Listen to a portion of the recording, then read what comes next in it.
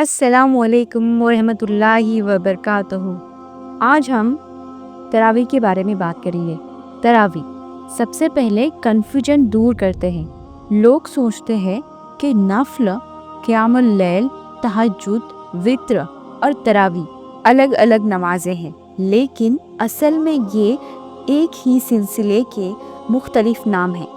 क़ियामुल लैल, तहज्जुद और तरावी ये सब नफल कैटेगरी में आते हैं। नफल नमाज क्या होती है? नफल वो नमाज है जो फ़र्ज नहीं होती। पढ़ो तो सवाब, ना पढ़ो तो गुनाह नहीं। तरावी भी नफल है, तहज्जुद भी नफल है, क़ियामुल लैल भी नफल है। रेफरेंस: रसूल अल्लाह सल्लल्लाहु अलैहि वसल्लम ने रमज़ान में रात को नमाज पढ़ने की फजीलत बयान की। हदीस में आता है, जो शख्स रमज़ान में ईमान और सवाब की नीयत से क़ियाम करे, उसके पिछले गुनाह माफ़ कर दिए जाते हैं। अब क़ियामुल लैल क्या है? क़ियाम का मतलब है खड़े होना और लैल का मतलब है रात। तो क़ियामुल लैल का मतलब हुआ रात में खड़े होकर नमाज पढ़ना। ये एक जनरल नाम है। इसमें तहज्जुद भी आता है और रमज़ान में इसी को तरावी कहा जाता है। तहज्जुद क्या है? जैसे कि हम सब जानते हैं, तहज्जुद भी रात की नमाज है, लेकिन खास तौर पर वो नमाज जो नींद के बाद पढ़ी जाए। कुरान में अल्लाह ताला फरमाते हैं, रात के कुछ हिस्से में तहज्जुद पढ़ो। ये नबी सल्लल्लाहु अलैहि वसल्लम के लिए खास हुक्म था, मतलब ये हमारे नबी पर फर्ज थी, लेकिन उम्मत के लिए नफल इबादत है। और वित्र क्या? वित्र रात की आखिरी नमाज होती है। ये ताक यानी कि और होती है, 1 या 3 रकात। हदीस में आता है, अल्लाह ने तुम्हारे लिए एक नमाज ज़्यादा की है जो वित्र है, इसलिए वित्र रात की नमाज का इम्पोर्टेंट हिस्सा है और रसूल अल्लाह सल्लल्लाहु अलैहि वसल्लम ने इसे कभी नहीं छोड़ा। सबसे बड़ा सवाल, क्या तरावी सुन्नत मुक्किदा है? हम सब यही सुनते आ रहे हैं कि तरावी सुन्नत मुक्किदा है। वैसे हर सुन्नत नमाज नफल ही है। अब जानते हैं सुन्नत मुक्किदा किसे कहते हैं। वो सुन्नत जिसे नबी सल्लल्लाहु अलैहि वसल्लम ने हमेशा पाबंदी से पढ़ा और कभी छोड़ा नहीं, और सहाबा को भी जोर दिया, जैसे कि फजर की 2 सुन्नत, मगरिब की सुन्नत, इशा की सुन्नत, इन सब को सुन्नत मुक्किदा कहते हैं। तरावी असल में रमज़ान का क़ियामुल लैल है। इसका नाम तरावी इसलिए बन गया क्योंकि सहाबा रज़ियल्लाहु तआला अन्हु इसमें थोड़ा थोड़ा आराम यानी तरावी करते थे, रुक रुक कर पढ़ते थे। रेफरेंस: तरावी की नमाज रसूल अल्लाह सल्लल्लाहु अलैहि वसल्लम ने 3 रात मस्जिद में जमात से पढ़ाई। आप सल्लल्लाहु अलैहि वसल्लम ने ये नमाज पढ़ी तो नमाजियों की तादाद बढ़ गई। तीसरी या चौथी रात को पूरा इज्तिमाही हो गया, लेकिन हमारे नबी सल्लल्लाहु अलैहि वसल्लम उस रात नमाज पढ़ने के लिए नहीं आए। सुबह के वक्त हमारे नबी करीम सल्लल्लाहु अलैहि वसल्लम ने फरमाया कि तुम लोग जितनी बड़ी तादाद में जमा हो गए थे, मैंने उसे देखा, लेकिन मुझे डर हुआ कि कहीं ये तुम पर फर्ज ना कर दी जाए।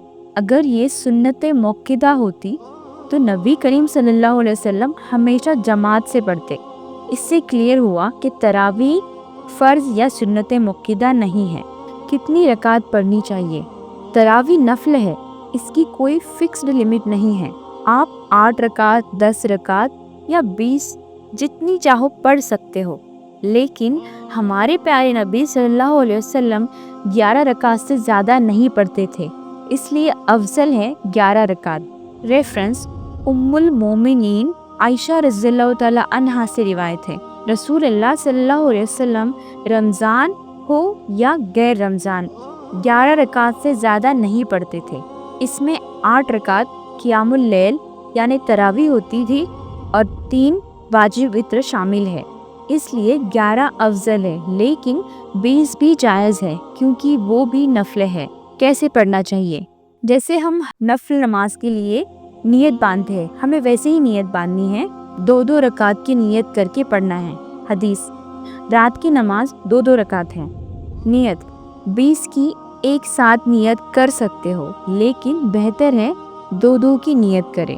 اور جب 2 رکعت کر کے 4 رکعت ہو جائے تو بیچ میں رک جائے، وہاں پر تراویح کی دعا پڑھے، پھر سے 2 رکعت کر کے 4 پڑھے۔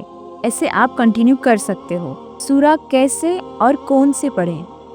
قرآن میں سے جتنا یاد ہو اتنا پڑھ سکتے ہو۔ اگر لاسٹ کی 10 سورہ یاد ہو تو علم تارا یعنی سورہ فیل سے شروع کرو اور قل اعوذ برب الناس پر ختم کرو، پھر اسے ریپیٹ کرو۔ تراویح کا اصل مقصد ہے رمضان میں زیادہ سے زیادہ قرآن پڑھنا۔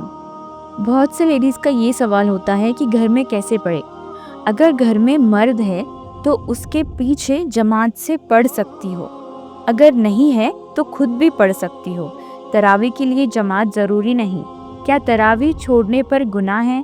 تراویح فرض نہیں، چھوڑنے پر گناہ نہیں ہے، لیکن پڑھنے پر بہت زیادہ ثواب ہے۔ رمضان میں نفل نماز کا ثواب فرض کے برابر ہوتا ہے اور فرض کا ثواب 70 گنا تک بڑھ جاتا ہے، اس لیے روز پڑھنا بہترین عمل ہے۔ وتر کیوں ضروری ہے؟ واجب وتر کو نبی صلی اللہ علیہ وسلم نے کبھی نہیں چھوڑا۔ وتر حق ہے، اس لیے تراویح کے بعد وتر ضروری پڑھے۔ وتر کے بعد 2 نفل۔ حدیث میں آتا ہے کہ نبی صلی اللہ علیہ وسلم کبھی کبھی وتر کے بعد 2 رکعت نفل بیٹھ کر پڑھتے تھے۔ اگر آپ یہ 2 رکعت پڑھ لیتے ہو تو تہجد نہ بھی پڑھو تو بھی چلے گا، کیونکہ اصل قیام ادا ہو گیا۔ تراویح کا طریقہ آپ کو سمجھ آ ہی گیا ہوگا کہ رکعت کی کوئی فکسڈ لمٹ نہیں، آپ 8 پڑھو، 10 پڑھو، 20 پڑھو، لیکن افضل طریقہ وہی ہے جو ہمارے نبی صلی اللہ علیہ وسلم کا تھا۔ 8 رکعت قیام یعنی تراویح اور 3 رکعت وتر یعنی واجب وتر۔ نمبر پر بحث یا جھگڑا مقصد نہیں ہے، قرآن کے ساتھ وقت گزارنا مقصد ہے۔ جو 8 رکعت پڑھتا ہے وہ بھی صحیح ہے، جو 20 پڑھتا ہے وہ بھی صحیح ہے، لیکن جو رمضان میں کھڑا ہی نہیں ہوتا وہ اپنا نقصان کرتا ہے۔ یاد رکھیے، تراویح فرض نہیں لیکن ثواب بے حساب ہے۔ وتر کو کبھی نہ چھوڑے۔ 2 رکعت پڑھنا سنت طریقہ ہے، اور سب سے ضروری خشوع اور قرآن۔ رمضان میں اللہ تعالیٰ نفل کا ثواب بھی بہت بڑھا دیتے ہیں، تو اگر پورے سال میں کمی رہ جائے تو رمضان میں رات کو کھڑے ہو کر اپنی کمی پوری کر لو۔ تراویح صرف نماز نہیں، قرآن کے ساتھ رشتہ مضبوط کرنے کا ذریعہ ہے۔ اللہ ہمیں سمجھ کے ساتھ عبادت کرنے کی توفیق دے، آمین۔